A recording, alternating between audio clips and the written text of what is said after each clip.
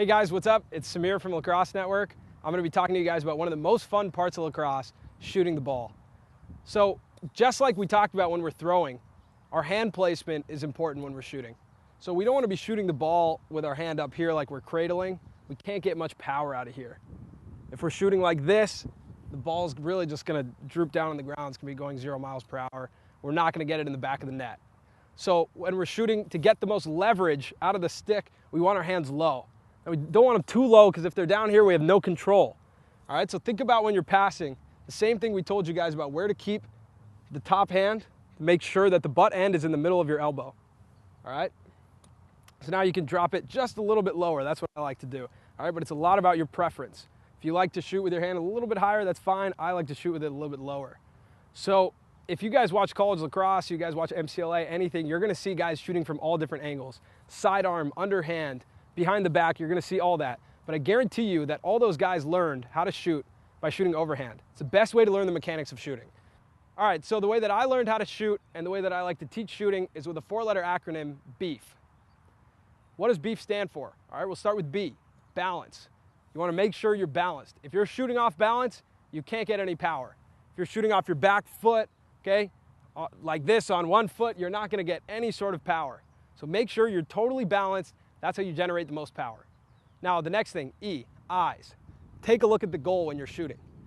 Okay, a lot of times I see players looking down, looking somewhere else when they're shooting. Take a look at where you're shooting.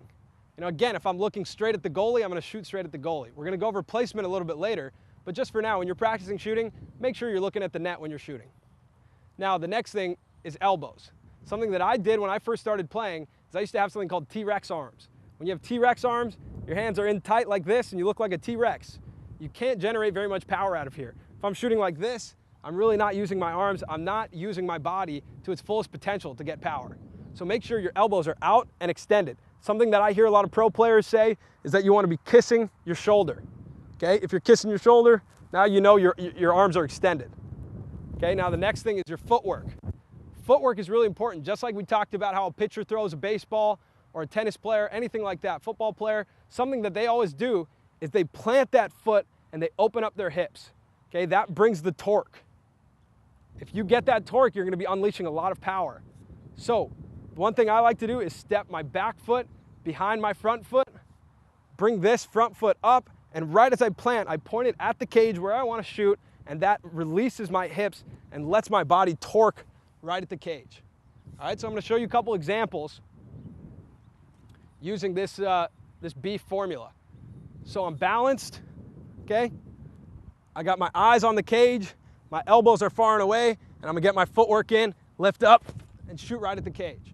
So right now, I'm not very concerned with placement. I just wanna know that I'm shooting and I'm following through, okay? And I'm using this acronym BEEF. So I got my balance, my eyes are on the cage, my elbows are out, my footwork is in, and I'm shooting right at the cage. The last thing we're going to talk about is the follow through. When you follow through, the important thing is to act as if you're going to elbow someone behind you with your bottom elbow. Okay, so what that looks like from this angle is that you're going to come through, and it's going to look like you're elbowing someone behind you. I'm going to show you guys from this angle as well.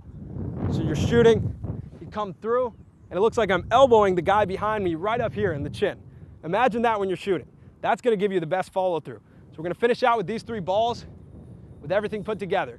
So I'm balanced, my eyes are on the cage, I got my elbows out, got my footwork dialed, and I'm following through. Okay, one more with a better follow through. Okay, and that one's going to go straight into that corner. Go, last one. We're going to make sure we're doing everything we got. Balance, eyes, elbows, footwork, follow through.